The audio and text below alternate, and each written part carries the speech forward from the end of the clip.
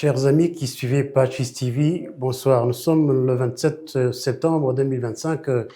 Je vous présente le journal de la semaine. Vous êtes en compagnie de Kimeni Jean-Pierre. Voici les titres. Le président Kagame, Paul Kagame, salue le courage et l'intégrité de David Lapartien, président de l'UCI. Son Éminence Antoine Cardinal Kambanda, archevêque de Kigali et président de la conférence des évêques épiscopale des évêques catholiques du Rwanda, a fait le point sur les résolutions du synode sur la synodalité. Les vœux perpétuels pour sœur Léontine de Couzé Maria dans la congrégation des sœurs dominicaines de l'Annonciation. Duel Pogacar et Van Poel parmi les stars des mondiaux de cyclisme les plus attendus ce dimanche le 28 septembre à Kigali. Sur l'intelligence artificielle, le 100 siège appelle à une approche centrée sur l'humain à l'occasion de l'ONU, au siège de l'ONU. Enfin, le jubilé des catéchistes, l'importance d'annoncer l'évangile aux plus démunis. Donald Trump a-t-il été victime d'un triple sabotage, comme il a affirmé mardi le 23 septembre lors de sa venue à l'Assemblée générale des Nations unies? Voici les titres et le développement. Le président Paul Kagame salue le courage et l'intégrité de David Lapartien, président de l'Union internationale du cyclisme, lors de la cérémonie d'ouverture du congrès de l'UCI. Le président Paul Kagame a salué le dirigeant de l'UCI, David Lapartien, pour son intégrité et son courage dans l'organisation de ces événements sur le continent africain. La règle principale de tout sport est l'équité, a déclaré le chef de l'État. Nous remercions le président Lapartien pour son intégrité et son courage à défendre ce qui est juste et équitable. Les instances dirigeantes du sport ont la responsabilité d'ouvrir des portes et d'élargir l'accès, et c'est exactement ce qu'a fait l'UCI. Le chef de l'État a souligné le parcours du Rwanda dans le développement du cyclisme, rappelant les investissements réalisés dans les infrastructures, la formation et l'intégration des 3 centres satellites de l'UCI, faisant du pays seulement le deuxième en Afrique à bénéficier de telles installations. Il a également mis en avant le nombre record des participants à ces championnats qui rassemblent cette semaine 108 nations provenant du monde entier, dont un nombre record de 36 provenant d'Afrique, témoignant de la montée en puissance du continent dans ce sport. Le président Paul Kagame a en outre dénoncé le scepticisme et les jugements hâtifs qui accompagnent souvent le choix de l'Afrique pour accueillir des événements mondiaux. Bien trop souvent, quand l'Afrique ou un autre pays non traditionnel se voit confier un événement mondial, la réaction est sceptique, voire méprisante. Ces réflexes sont obsolètes et erronés, a-t-il souligné, rappelant que le continent dispose des moyens, du talent et de la vision nécessaires pour organiser les compétitions de classe mondiale. Pour sa part, le président de l'UCI, David Lapartien, a rendu hommage au rôle du Rwanda dans cette page historique. Votre Excellence, Monsieur le Président Paul Kagame, c'est un grand honneur de vous avoir ici parmi nous. Les 132 fédérations nationales présentes m'ont demandé de vous remercier, ainsi que le Rwanda, pour avoir écrit l'histoire. Et c'est un chapitre magnifique. Nous n'oublierons jamais notre passage dans votre magnifique pays. Il a ensuite dit, votre présence dans cette salle aujourd'hui nous inspire et apporte du prestige au congrès de l'UCI. Votre Excellence, vous avez eu un impact considérable sur le championnat du monde de l'UCI et sur le congrès de l'UCI. Merci beaucoup, a-t-il ajouté. Par ailleurs, David Lapartien a attribué ce succès à la vision du leadership rwandais. Sans la vision du président Paul Kagame, sans notre vision commune, cela aurait été impossible. Nous sommes très fiers d'être ici pour la toute première fois. Son Éminence Antoine Cardinal Kambanda, archevêque de Kigali et président de la conférence des évêques catholiques du Rwanda, a fait le point sur les résolutions du synode sur la synodalité. C'était lors d'une conférence de presse à l'issue de la 175e Assemblée générale ordinaire des évêques catholiques du Rwanda qui s'est tenue du 23 au 27 septembre. L'Église catholique du Rwanda se réjouit des résolutions du Synode mondial des évêques catholiques en octobre 2024 et estime que les chrétiens doivent continuer à analyser et à bien comprendre les points abordés afin de poursuivre l'édification de la famille de Dieu. C'est ce qu'a déclaré son éminence Antoine Cardinal Kambanda devant la presse. Les évêques ont souhaité que les chrétiens soient informés à travers les médias sur les résolutions du synode de l'Église catholique du Rwanda, lorsque le document contenant les conclusions du synode pour le monde entier a été traduit en Kinyarwanda et sera bientôt communiqué aux chrétiens rwandais. Par ailleurs, les diocèses ont commencé à mettre en œuvre les recommandations du synode selon son éminence cardinal Kambanda.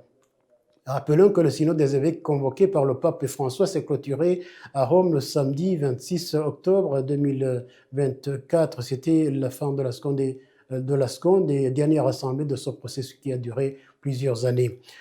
La conférence épiscopale, en outre, avait à l'ordre du jour beaucoup de sujets, notamment sur le sanctuaire de Kibeho, sur le jubilé, sur le livre officiel, sur les apparitions de Kibeho, sur la réunion de Cygnus Ward, sur la faculté de théologie.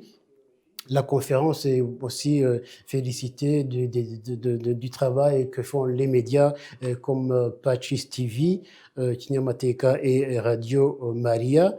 Nous allons vous détailler dans la prochaine édition toutes les résolutions de la conférence épiscopale.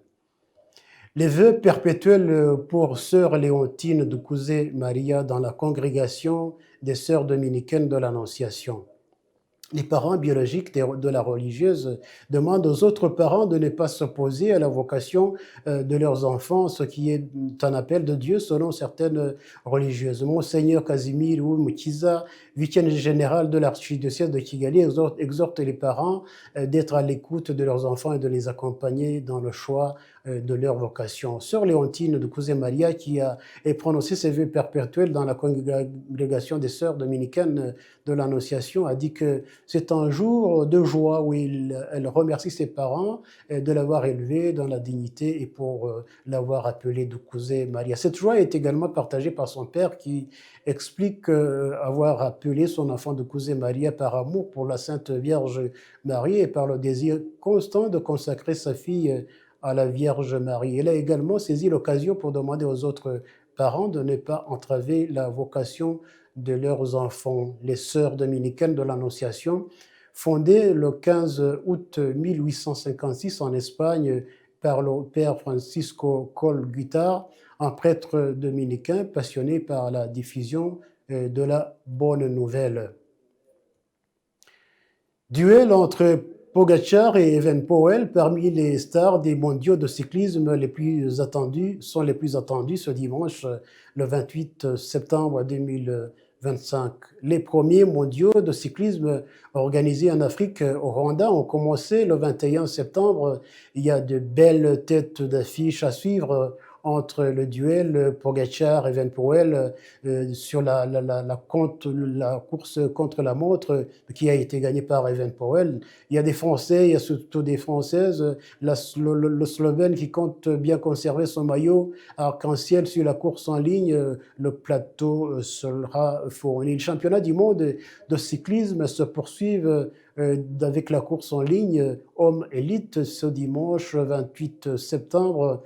Le départ sera donné à 9h45 et les coureurs s'élanceront pour parcourir les 267 kilomètres du circuit de Kigali, 5475 mètres de dénivelé positif au Rwanda. L'inévitable Tadej Pogacar, que nous connaissons sur le Tour de France, dont le parcours lui convient à merveille, est favori à sa succession.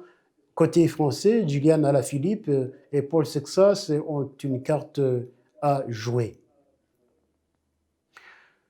Sur l'intelligence artificielle, le Saint-Siège appelle à une approche centrée sur l'humain aux Nations Unies. Dans son discours lors du débat public du Conseil de sécurité des Nations Unies sur l'intelligence artificielle, la paix et la sécurité internationale, Monseigneur Galaga a plaidé pour que le développement et l'utilisation de l'intelligence artificielle soient fermement ancrés dans le respect de la dignité humaine et la poursuite du bien commun, afin qu'ils ne deviennent pas des instruments de division et d'agression susceptibles d'alimenter de nouveaux conflits, a-t-il déclaré.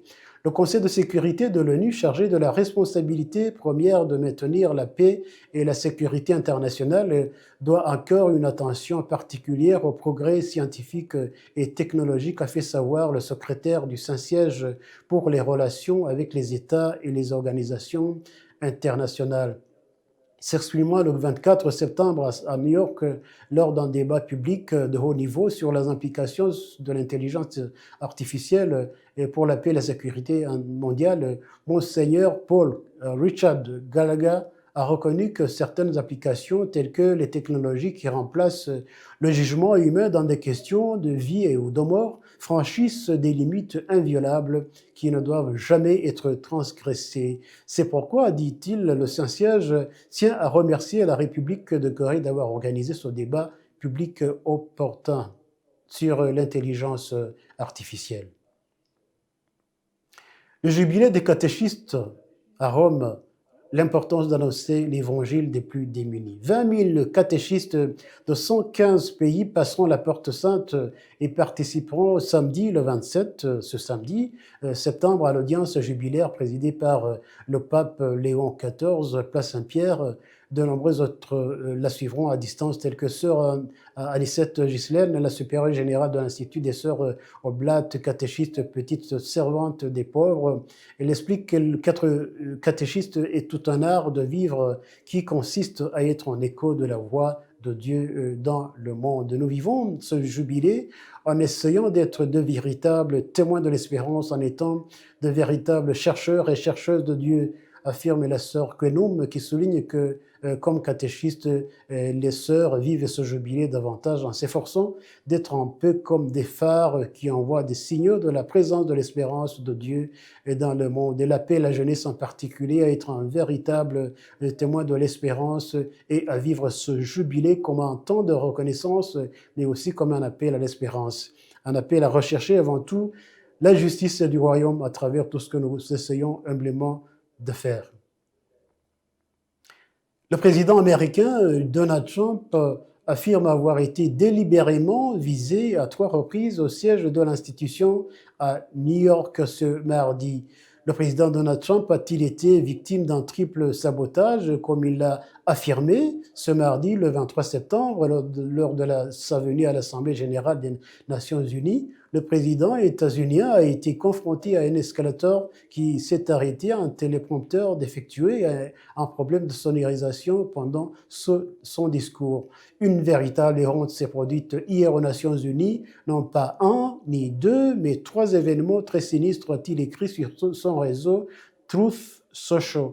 Convaincu d'avoir été prise pour cible. C'est incroyable pour que Mélanie et moi ne soyons pas tombés en avant sur les bords tranchants de ces marches en acier, le visage en premier. C'est seulement parce que nous tenions fermement la rampe que cela n'a pas été un désastre, a-t-il assuré. Mais le chef de l'État ne souhaite pas que cela en reste là, car il a demandé l'ouverture d'une enquête. Selon lui, les incidents ne peuvent pas être une coïncidence, citant alors un rapport du Times of London selon lequel les membres du personnel de l'ONU avaient plaisanté sur l'arrêt d'un escalator pendant sa visite. Les personnes qui ont fait cela devraient être arrêtées.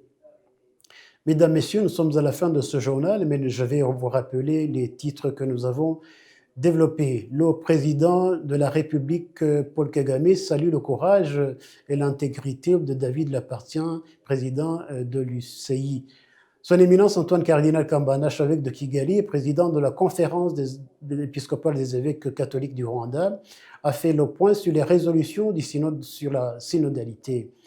Les vœux perpétuels pour sœur Léontine de Cousé Maria dans la congrégation des sœurs dominicaines de l'Annonciation. Duel Pogacar et Van Power pour les amants du cyclisme. Parmi les stars des mondiaux de cyclisme les plus attendus ce dimanche, le 28 septembre 2025. Sur l'intelligence artificielle, le Saint-Siège appelle à une approche centrée sur l'humain. Enfin, le jubilé des catéchistes, l'importance d'annoncer l'évangile au plus démunis. Enfin, Donald Trump a-t-il été victime d'un triple sabotage, comme il l'a affirmé ce mardi, le 23 septembre, lors de sa venue à l'Assemblée générale des Nations unies? Nous sommes à la fin de ce journal. Je vous remercie. Passez une agréable nuit que je vous recommande à la miséricorde de Dieu.